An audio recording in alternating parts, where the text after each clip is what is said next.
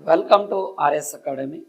ఈరోజు మనం previous RRB, NTPC, group D మరియు ఇతర ఎగ్జామ్స్ సంబంధించిన క్వశ్చన్లను క్షుణ్ణంగా పరిశీలిద్దాం. ముందుగా ఈరోజు question, who was the author of the Sanskrit ఎకిప్ట్ మహాభారత? సంస్కృతంలో ఇతిహాసం మహాభారత రచయిత ఎవరు అంటే సాంస్క్రిట్ ఈ యొక్క లాంగ్వేజ్ లో మహాభారతంను ఎవరు రాశారు? ఇది 2021లో మనకి ఆర్ఆర్బి, ఎన్టీపీసీ ఎగ్జామ్ లో అడిగిన question. Option 1 Veda Maharshi, option B Valmiki Maharshi, option C శ్రీకృష్ణుడు, ఆప్షన్ డి శ్రీ సుఖదేవ్ జీ. అంటే ప్రధానంగా మనకి 4 ఆప్షన్స్ ఇవ్వడం జరిగింది ఇక్కడ. ప్రధానంగా దీని యొక్క రైట్ ఆన్సర్ ఏంటి సార్ అంటే వేద మహర్షి అనే వ్యక్తి ప్రధానంగా మనకి ఏదని రాశాడు సార్ అంటే ఈ యొక్క సంస్కృతంలో మహాభారతాన్ని రాయడం జరిగింది. అయితే ఈ సంస్కృతంలో మహాభారతం రాసిన తర్వాత దీంట్లో మొత్తం కూడా 18 పర్వాలు అనేవి దీంట్లో ప్రధానంగా ఉండడం జరుగుతుంది. ఈ 18 పర్వాలను మనకి సంస్కృతంలో రాసిన వ్యక్తి ఎవరు సార్? వేద మహర్షి అని చెప్పవచ్చు. అయితే ఈ మహాభారతంను తమిళ్లో కూడా రాయడం జరిగింది. ఈ మహాభారతంను తమిళ్లో కూడా రాశారు. ఎవరు రాశారు తమిళ్లో అని చూసుకుంటే మనకి పెరుందేవానార్ అనే వ్యక్తి. ఎవరు రాశారు సార్ అంటే పెరుందేవానార్ అనే వ్యక్తి తమిళంలో రాయడం జరిగింది. ఇదే మహాభారతంను తెలుగులో రాసిన వ్యక్తులు ఎవరు? తెలుగులో రాసిన వ్యక్తులు వీళ్ళని కవిత్రయం అనే పేరుతో పిలుస్తారు. ఎవరు సార్ అంటే కవిత్రయం. ఎవరు మనకి నన్నయ్య అనే వ్యక్తి అండ్ తిక్కన అండ్ ఎర్రన అనే వ్యక్తులు వీళ్ళు ముగ్గురిని కవిత్రయం అంటాం. వీళ్ళు ఈ యొక్క మహాభారతంను తెలుగులో రాయడం జరిగినది. దీంట్లో నన్నయ్య అనే వ్యక్తి 2.5 పర్వాలు మహాభారతం రాశారు. అంటే సభ, అరణ్య పర్వాలు అంటే ఏ పర్వాలు సార్ అంటే ప్రధానంగా మన 2.5 పర్వాలు అంటే ఈ కవిత్రయంలో సభ, అరణ్య, ఆది పర్వాలు, అరణ్య పర్వాల్లో సగభాగం రాయడం జరిగింది. అండ్ తిక్కన అనే వ్యక్తి 15 పర్వాలను రాయడం జరిగింది. ముఖ్యంగా విరాట పర్వం నుంచి సద్గ్రోణ పర్వం వరకు రాయడం జరిగింది. నెక్స్ట్ వన్ ఎర్రన అనేది చూసుకుంటే మనకి అరపర్వం రాయడం జరిగింది. అదే నన్నయ్య వదిలేసిన అరణ్య పర్వంలో మిగిలిన శేష భాగం లేదా హాఫ్ పార్ట్ ని రాయడం జరిగింది. అయితే ఈ మహాభారతానికి కొన్ని పేర్లు కూడా ఉండడం జరుగుతుంది. దీన్నే జయ సంహిత అనే పేరుతో పిలుస్తారు. జయ సంహిత అనే పేరుతో పిలుస్తారు. అండ్ శత సహస్ర సంహిత అంటాం. అండ్ దీన్నే పంచమ వేదం అనే పేరుతో కూడా పిలుస్తాం. అండ్ రజ్నామా అనే పేరుతో కూడా ఈ యొక్క మహాభారతాన్ని పిలిచే పేరుగా చెప్పడం జరుగుతుంది మనకి ఇది. అయితే మహాభారతంలో ప్రముఖంగా మనం చూసే ఈ యొక్క యుద్ధం ఒకటి ఉండడం జరుగుతుంది. దీన్నే కురుక్షేత్ర యుద్ధం అనే పేరుతో పిలుస్తాం. ఏమని పిలుస్తాం సార్ అంటే దీన్ని కురుక్షేత్ర యుద్ధం అనే పేరుతో దీన్ని పిలవడం జరుగుతుంది మనకి ఇది. అంటే మహాభారతంలో ఈ కురుక్షేత్ర యుద్ధం అనేది మొత్తం కూడా మనకి 18 రోజుల పాటు, ఎన్ని రోజులు సార్ అంటే మనకి 18 రోజుల పాటు ఇది జరగడం జరుగుతుంది మనకి. ఇది కురుక్షేత్ర యుద్ధం. ఈ కురుక్షేత్ర యుద్ధం అనేది క్రీస్తు పూర్వం 3000 నుంచి 1000 సంవత్సరాల మధ్య జరగడం జరిగింది. క్రీస్తు పూర్వం 3000 సంవత్సరాల కాలం నుంచి 1000 సంవత్సర కాలం మధ్య మనకి ఈ కురుక్షేత్ర యుద్ధం అనేది ప్రధానంగా జరగడం జరుగుతుంది. ఎవరెవరి మధ్య జరిగింది సార్ అంటే కౌరవులు పాండవుల మధ్య జరిగింది. ఈ కురుక్షేత్రం అనేది ఎక్కడ ఉంది ప్రజెంట్ అంటే హర్యానా రాష్ట్రంలోని కురుక్షేత్ర అనే ప్రాంతంలో ప్రముఖంగా ఇది ఉండడం జరుగుతుంది. అయితే ఈ కురుక్షేత్ర యుద్ధం అనేది 18 రోజుల పాటు జరిగింది. అయితే మహాభారతంలో భాగంగా ఒక మనకి ఇది ఉండడం జరుగుతుంది. ఇదే భగవద్గీత. ఏది సార్ అంటే భగవద్గీత అనేది ప్రధానంగా ఉంటుంది. దీన్ని గీతోపనిషత్ అనే పేరుతో పిలుస్తారు. మహాభారతంలో 18 పర్వాలు ఉంటే దీంట్లో 6వ పర్వంలో మనకి ఆరవ పర్వంలో భగవద్గీత గురించి ఉండడం జరుగుతుంది. ఈ 6వ పర్వంని మనము భీష్మ పర్వం అనే పేరుతో పిలవడం జరుగుతుంది. ఇదే భీష్మ పర్వంలో ముఖ్యంగా గమనించినట్లయితే మనము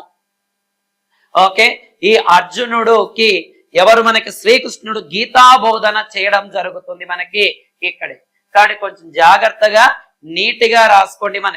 ఇదే మనకి ఇదే మనకి ఈ యొక్క భగవద్గీతను ఇంగ్లీష్ లోకి రాసినది చార్లెస్ విక్లిస్ అని. అదే భగవద్గీతను పర్షియన్ భాషలోకి రాసినది ధారాసికో. ఇదే భగవద్గీతను మరాఠీ భాషలో రాసినది ఏక్నాథ్ గారు రాయడం జరిగినది మనకి. అంటే మహాభారతానికి సంబంధించిన ప్రతి క్వశ్చన్ కూడా మనము ఇక్కడ నీటిగా చూసాం. గతంలో పడిన క్వశ్చన్లను కూడా నీటిగా చూడడం జరిగింది. అయితే మనం ప్రతిరోజు కూడా ఒక క్వశ్చన్ ని అడగడం జరుగుతుంది. దాంట్లో భాగంగా నిన్న క్వశ్చన్ అడిగాము, దాన్ని ప్రతి ఒక్కరు కూడా కామెంట్ చేయడం జరిగింది. నెక్స్ట్ క్వశ్చన్, ఈ రోజు క్వశ్చన్ ఏంటి సార్ అంటే కేంద్ర ఎన్నికల సంఘం యొక్క ప్రస్తుత చైర్మన్ ఎవరు? సెంట్రల్ ఎలక్షన్ కమిషన్ యొక్క ప్రెసెంట్ చైర్మన్ ఎవరు అని అడగడం జరుగుతుంది. ప్రెసెంట్ సెంట్రల్ ఎలక్షన్ కమిషన్ యొక్క ప్రస్తుత చైర్మన్ ఎవరు? మళ్ళీ క్వశ్చన్ అడుగుతున్నా చూడండి అన్న. ప్రస్తుత సెంట్రల్ ఎలక్షన్ కమిషన్ యొక్క చైర్మన్ ఎవరు? కామెంట్ చేయండి, షేర్ చేయండి, లైక్ చేయండి, మర్చిపోవద్దు. చాలా చాలా ఇంపార్టెంట్ అయిన విషయం. నెక్స్ట్ క్వశ్చన్ కి వెళ్ళిపోతే మనం రాష్ట్ర ఎన్నికల కమిషనర్ ను ఎవరు నియమిస్తారు? Who appoints the state election commissioner? అంటే రాష్ట్ర ఎలక్షన్ కమిషనర్ ను ఎవరు నియమిస్తారు? 2021లో ఆర్ఆర్బి ఎన్టీపీసీలో అడిగిన question. Option A chief election commissioner, option B chief minister అంటే ముఖ్యమంత్రి, ఆప్షన్ సి అధ్యక్షుడు అంటే రాష్ట్రపతి, అండ్ ఆప్షన్ డి గవర్నర్ అనేది మనకి. దీని యొక్క రైట్ ఆన్సర్ ఒక రాష్ట్రానికి సంబంధించిన రాష్ట్ర ఎన్నికల అధికారిని ఎవరు నియమిస్తారు సార్ అంటే రాష్ట్ర గవర్నర్ నియమించడం జరుగుతుంది. స్టేట్ గవర్నర్ నియమించడం జరుగుతుంది.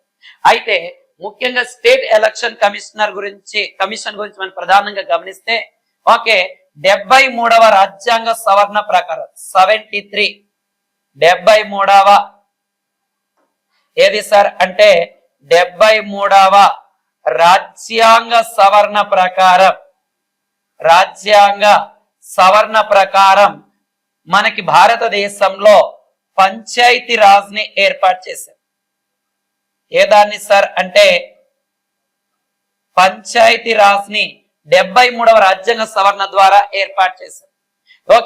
ఈ 73వ రాజ్యాంగ సవరణ అనేది మనకి 1993లో పివి నరసింహారావు గారు ప్రధానమంత్రిగా ఉన్నప్పుడు ఈ యొక్క 73వ రాజ్యాంగ సవరణను ప్రవేశపెట్టడం జరిగింది.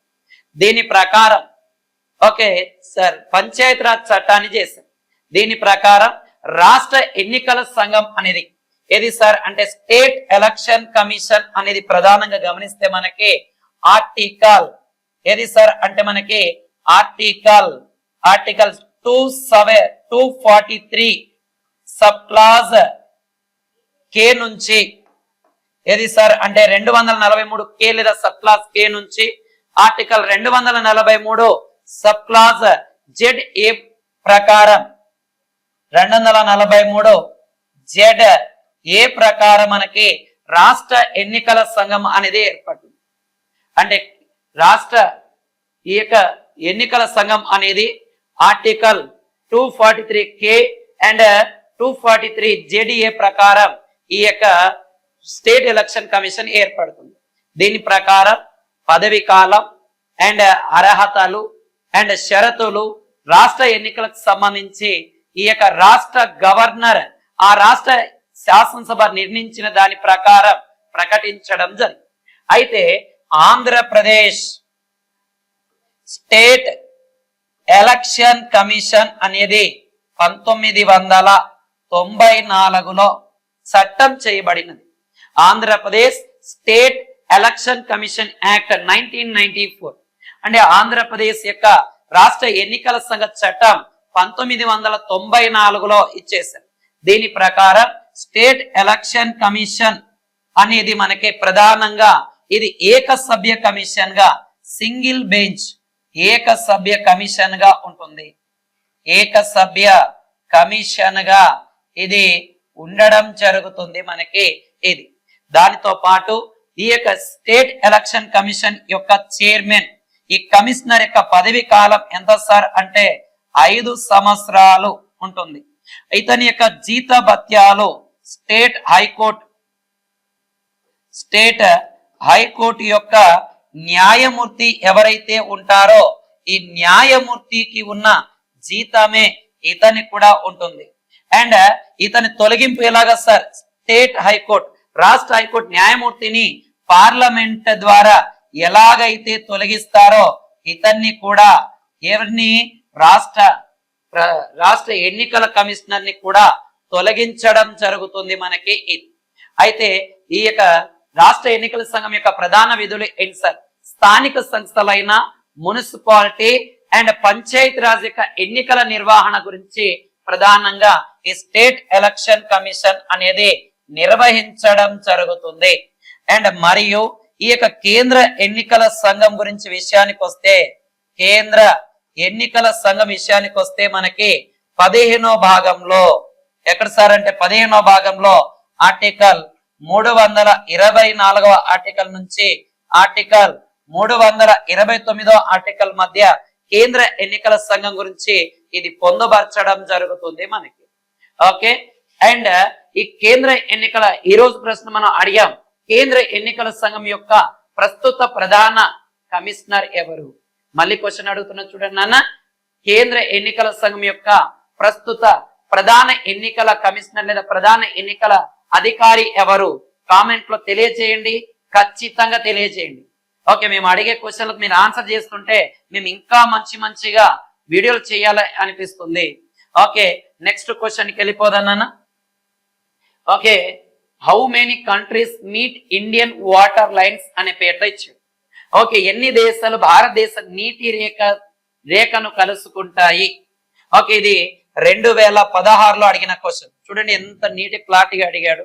భారతదేశంతో భారతీయ నీటి రేఖను అంటే countries meet Indian water line అన్న. Okay, option A 1, option B 2, option C 3, option D 7.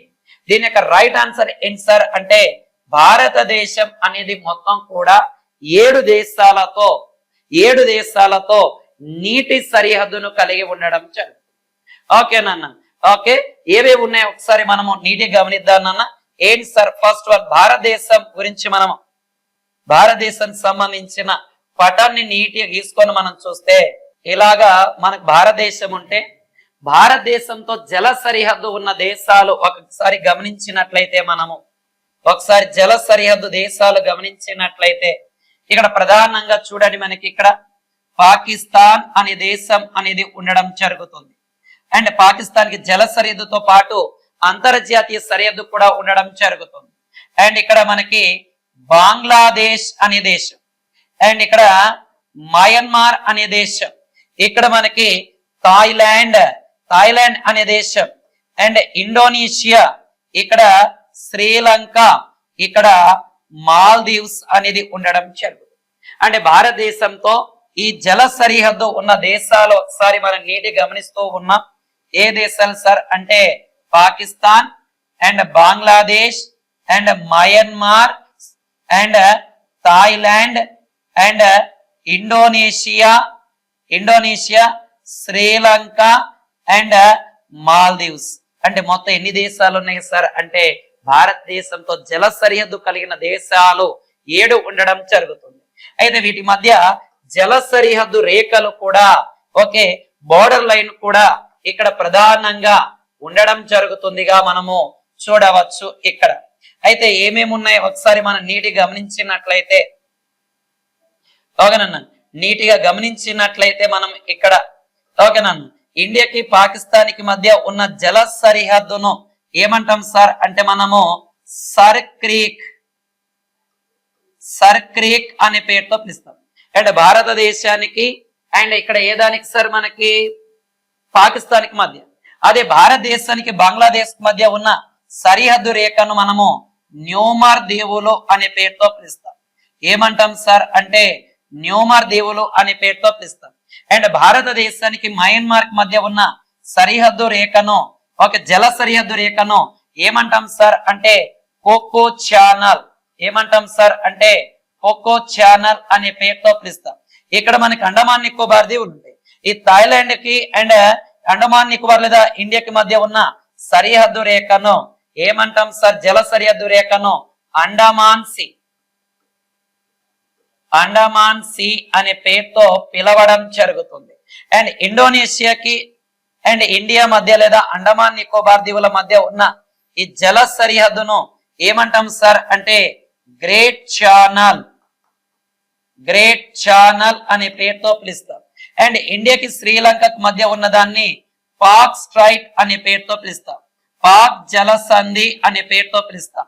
And ఇండియాకి మయన్మార్ మధ్య 8 డిగ్రీ ఛానల్ అనేది ఉండడం జరుగుతుంది.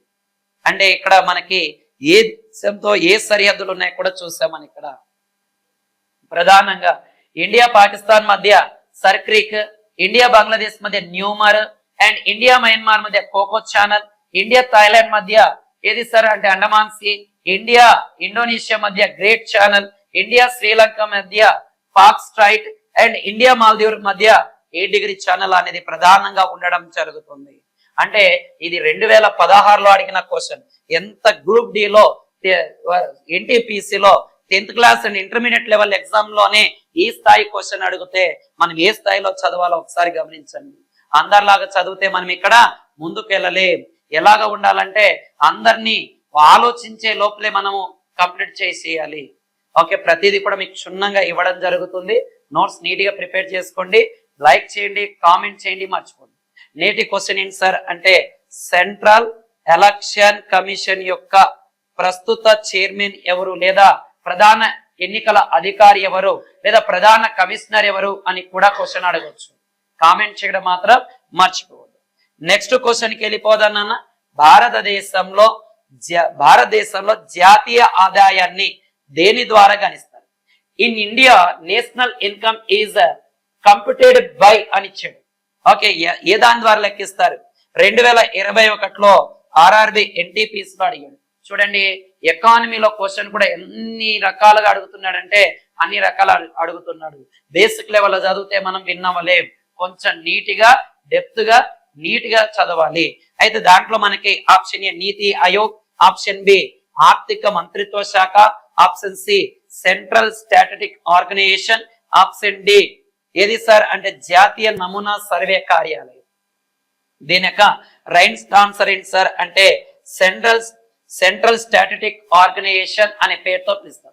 అంటే భారతదేశం యొక్క జాతీయ గణాంకాలు అన్ని కూడా ఈ యొక్క CSO central statistic organisation okay central statistic organisation ద్వారా భారత్ కేంద్ర గణాంకాల సంస్థ అనేది లెక్కించడం జరుగుతుంది.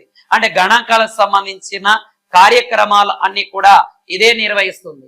ఈ సిఎస్ఓ అనేది మనకి 1949లో ఏర్పాటు అవ్వడం జరిగింది.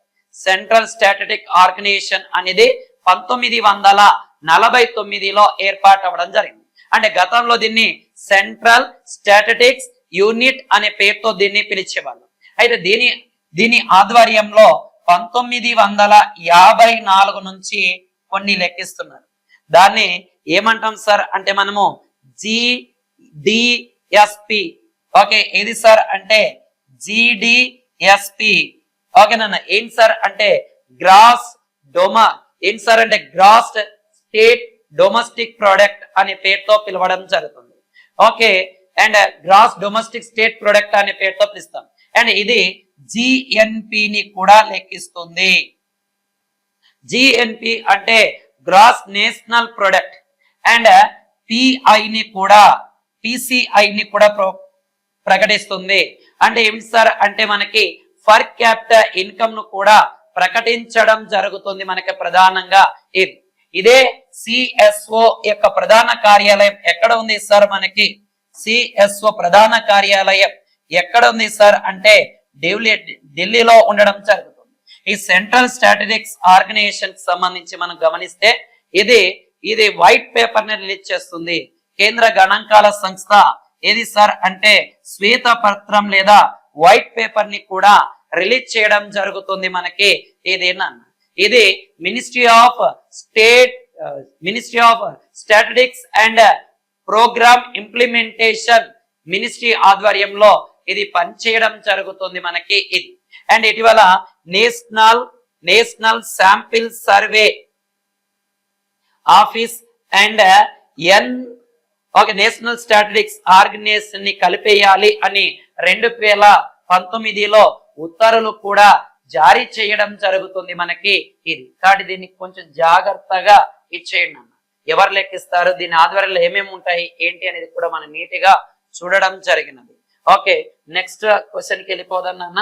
ఓకే, దక్షిణ Gangotri. Okay, south Gangotri is a research based station established by Indian scientists. Where is it located అని ఇచ్చాడు. దక్షిణ గంగోత్రి భారతీయ శాస్త్రవేత్తచే స్థాపించబడిన ఒక పరిశోధన స్థావరం. దీనిని ఎక్కడ స్థాపించారు? ఎక్కడ సార్ అంటే Kaveri basin. Option A, option B Sri Lanka, option D Antarctica, option D Sundarban delta. ఇక్కడ ప్రింటింగ్ DTP మిస్టేక్ నాన్న, సుందర్బన్ డెల్టా. ఇది 2018లో మనకి RRB, ALP అండ్ టెక్నీషియన్ లో అడిగిన క్వశ్చన్, తరచుగా అడుగుతూనే ఉన్న క్వశ్చన్ ఇది. ఓకే, దీని యొక్క రైట్ ఆన్సర్ ఏంటి సార్ అంటే అంటార్కిటికాలో ఏర్పాటు చేయడం జరిగినది మనకి. ఏ దాన్ని సార్ అంటే ఈ దక్షిణ గంగోత్రి అనే దాన్ని మనకి, ఈ దక్షిణ గంగోత్రి అనే దాన్ని national centre Atlantic and ocean research ఆధ్వర్యంలో దీన్ని ఏర్పాటు చేశారు. ఏ దాంట్లో సార్ అంటే ఏ దాని ఆధ్వర్యంలో సార్ అంటే మనకి దీన్ని నేషనల్ ఫర్ అట్లాంటిక్ నేషనల్ ఏది సార్ అంటే దీన్ని national centre for Atlantic ocean and research organisation ఆధ్వర్యంలో దీన్ని ఏర్పాటు చేశారు. దీన్ని ఇండియన్ అంటార్కిటికా ప్రోగ్రామ్ అనే పేరుతో పిలుస్తారు. ఇండియన్ అంటార్కిటికా ప్రోగ్రామ్ అనే పేరుతో కూడా దీన్ని పిలవడం జరుగుతుంది. అయితే ఈ యొక్క దక్షిణ గంగోత్రిని ఎప్పుడు ఏర్పాటు చేశారు సార్ అంటే 1983లో ఏర్పాటు చేస్తే ఇది 1984 నుంచి ఇది పని చేయడం ప్రారంభం అవడం జరిగింది. అంటే భారతదేశం సంబంధించి అంటార్కిటికా ఖండంలో మొట్టమొదటి వాతావరణ స్థలాకృతి పరిశోధనకు సంబంధించిన ఆర్గనైజేషన్ గా దీన్ని పిలవడం జరుగుతుంది. అయితే ఇక్కడ అంటార్కిటికా ఖండం పైన మొదటిసారిగా ఇక్కడ విజిట్ చేసిన వ్యక్తి లేదా ఇక్కడ పర్యటించిన మొదటి వ్యక్తి అంటే అంటార్కిటికాకు చేరుకున్న మొదటి భారతీయ యాత్రికుడు డాక్టర్ సయ్యద్ జహీర్ ఖాసిం. డాక్టర్ సయ్యద్ జహీర్ ఖాసిం అనే పేరుతో దీన్ని పిలవడం జరుగుతుంది. డాక్టర్ సయ్యద్ జహీర్ ఖాసిం అనే వ్యక్తి ఇక్కడ ఏది మొదటి అంటార్కిటికా యాత్ర చేశాడు.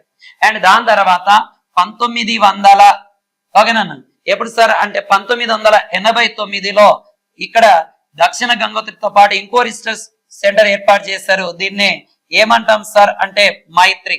అండ్